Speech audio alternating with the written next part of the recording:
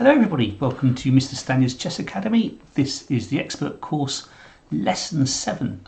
What we're going to do today is we're going to look at a few new ideas for you to think about when you're playing chess. Now these ideas were put forward by a chess player in the 1920s called Aaron Nimzowitsch. And Nimzowitsch he was born in Latvia, which used to be part of the old Soviet Union. But he ended up moving to Denmark, so he was a Danish player, and at the time in the 1920s he was about number 3 in the world. He unfortunately lived at a time where there were some other amazing chess players. One of them was called Alkin and another called Capablanca, and they always tended to beat Nimzowitsch. However, Nimzowitsch is really well known in the chess world because he published a book in the 1920s called My System. And this book really challenged some of the old ideas about chess and came up with some new ones. So what I'm going to do in this video is just share with you 3 or 4 ideas that were in Nimzowitsch's book, The System. And hopefully these will give you some more ideas to think about when you're playing chess and things to aim for when you're in the middle game. So the first idea we're going to talk about is about the pawn roller, as Nimzowitsch calls it, or the pawns rolling forward. And this idea is that Nimzowitsch puts forward is that pawns will always rise up the board unless they're stopped. So if you look at this position, so if white opens pawn to e4, and then, as some players often do, is moving the knight here. Now there's nothing now stopping this pawn rising up the board, and this is a really good move for white, is to actually get this piece to rise up the board, challenging the knight. And so now the knight's in all sorts of problems and needs to give up another move to get the knight out of danger. And then this pawn will now rise up the board to support this pawn here. Now you'll see in this position as well, another idea that Nimzowitsch is very keen on is the blockade. Okay, it's the idea that you use pieces to block pawns rising up the board. Okay, so this knight here is actually in quite a good position because it is stopping this pawn rising up. If this knight wasn't here, then we'd have in operation what Nimzowitsch calls the pawn roller. So these 2 pawns marching up the middle of the board and then creating all sorts of havoc to black's defences. All right, so if you're white, well, you want to think about if black doesn't stop you, then advancing these 2 centre pawns as far as you can to create havoc.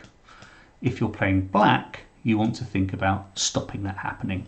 So this is why if white plays e4, it's a really good response to play e5, because you're blocking this pawn rising up the board.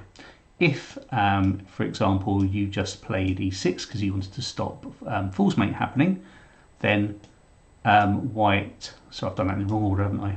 So if black plays this move, then white might just carry on advancing up the board because the pawn will always roll forward. So there you go, that's one idea of Nimzowitsch's. Another idea of Nimzowitsch's is to do with the rook taking control of a file. So I'll just give you an illustration of this. So if white opens with e4 and black goes to e5. Now one opening that you can try if you're white, which is a little bit risky, it's called the Turkish opening, is moving the pawn here to f4. Now this is a gambit. I'm sure you recognise a similar pattern in the Queen's gambit. And so black will usually take this pawn here.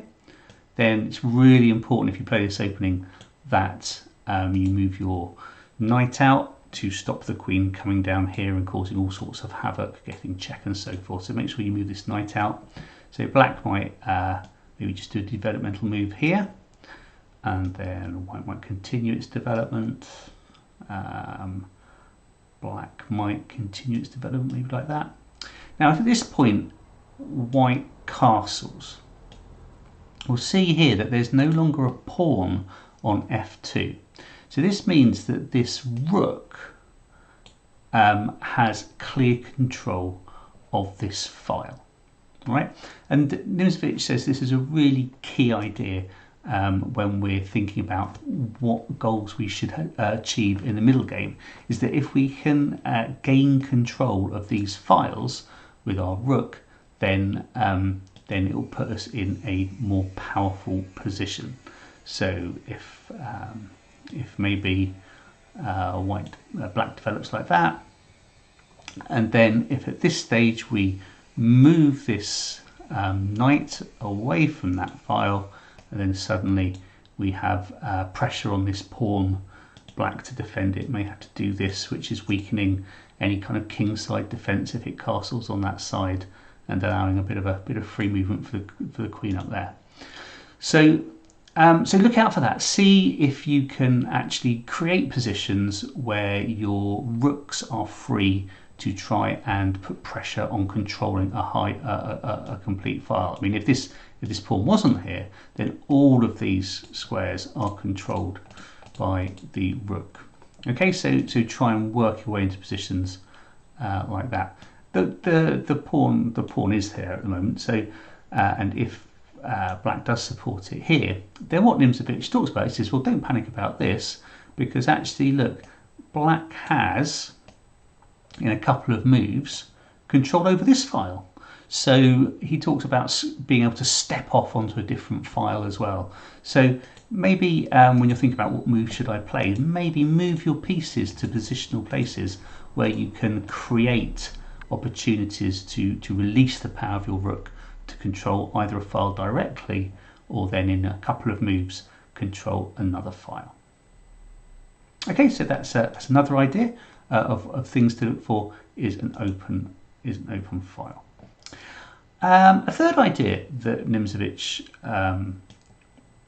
talks about is about creating outposts. And now, what an outpost is when you have a knight on the 5th rank here, supported by another piece.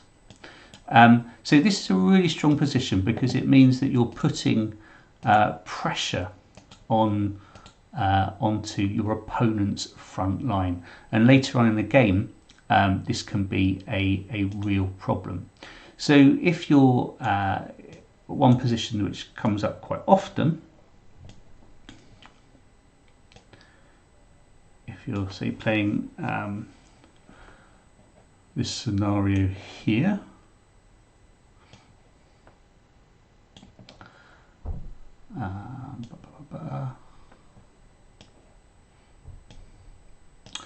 now at this point, the black pawn here will, of course, you'll think, well, actually you can either take it or it can rise up here and put pressure on this knight, and you might think, well, that's a good move.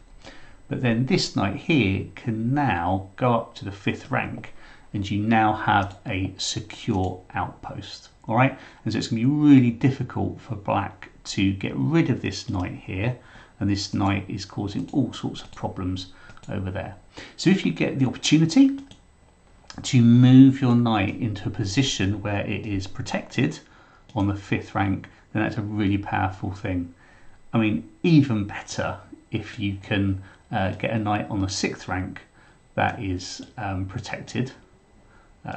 Pretend that these pawns aren't here, just for illustration's purposes. Then that is going to cause all sorts of devastation to black. By the time you get onto the 7th rank, maybe not so much, because its power isn't as projected forward. All right. Now, to be doubly strong, to have a doubly strong outpost, is if you manage to achieve this position, where you have an outpost that is protected by a pawn, but also is on a rank, is on a file controlled by a rook. So that double combination is also something which you want to try and maneuver your pieces into. Okay, so I hope that helps you give some thought as to where you should place your pieces when you're looking at a chessboard going, well, what do I do? Where do I start? Okay, so you want to think about, should your pawns rise up? Can you get them to rise up a bit more? Or if you're black, can you block your opponent's pawns rising up? Can you get an open file for your rook?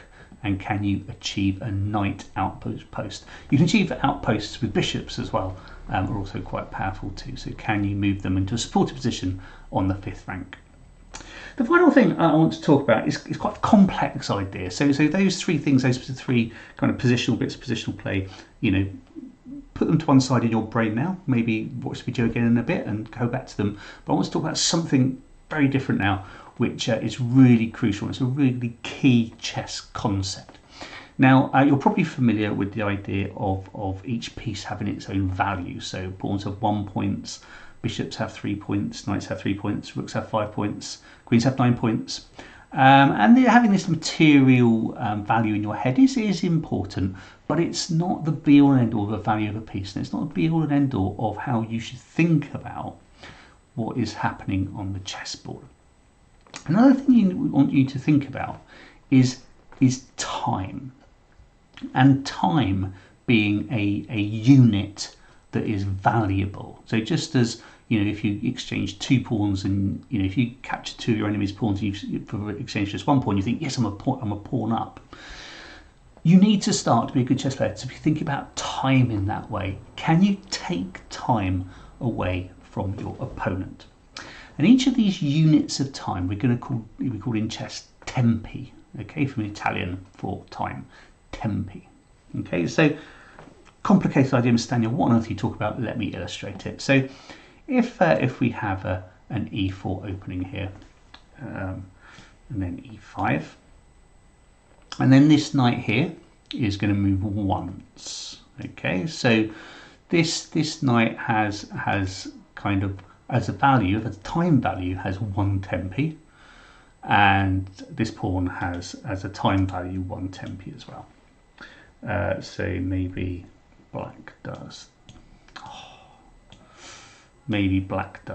this, and then white does this. Now, if black moves this knight here, okay, then this knight has now moved once, twice. So this knight's value is now, in terms of time, 2 tempi. This knight's value, it's only moved once, is 1 tempi. Okay, so this knight here is now more valuable than this knight, than the white knight, because it's moved twice. So if white might, for example, castle, if black now moves this knight here, it takes the white knight. So this black knight is now worth 1, 2, 3 tempi. And it's just taken a knight that's only worth 1 tempi. So actually, black is really has really made a strategic error, because if the queen now takes the knight here, look at white's dominating position. Threatening checkmate next move, has developed 2 pieces already, whereas black, it looks like they've only just done 1 move, which is that. There's no evidence of them using their time to make any other move on the board. So in black's head, they were thinking, oh, in terms of points, I'm equal because I've exchanged my knight, which is worth 3, for my opponent's knight that's worth 3. But that's not thinking correctly, because actually the black knight was now worth 3 points, but also worth 3 tempi, whereas the white knight was only worth 1 point and only worth 1 tempi. It was worth 3 points, but only worth 1 tempi. So by losing that knight, we can see that white now has a much dominant position. Okay, so this idea of time and not giving away time is crucial to becoming a really good chess player. And this is why white is always at an advantage at the start of a game, because they're always one move ahead, one tempi ahead. And as white, you don't really want to throw away that advantage. You don't want to throw away that tempi advantage. So that's why as a white, you need to try and take the opportunity to attack and advance, and black needs to kind of sit back and defend because you have that advantage. Now, black, of course, might try to take that advantage away. So let's have a look at a slightly different situation. So if we do the Queen's Gambit here.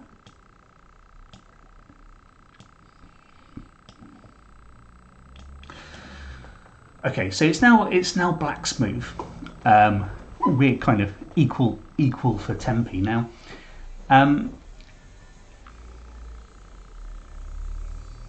If black takes this pawn here on c4 there, then white can take this pawn here with its bishop. And we're in quite a strong position for white, all right? And no tempi has been lost. However, if black doesn't take this pawn, and if instead they do a different move, so they might move the knight here to f6, white might think, okay, what I'm going to do now is I'm going to move my bishop here to maybe put pressure on this diagonal here. And then at this point, black takes and white takes back. We've got the same position as we just had, but black has managed to move their knight forward. So actually black has won one tempi off of white. I'll just go over that again because it's quite a complex idea. So we're going to play the Queen's Gambit.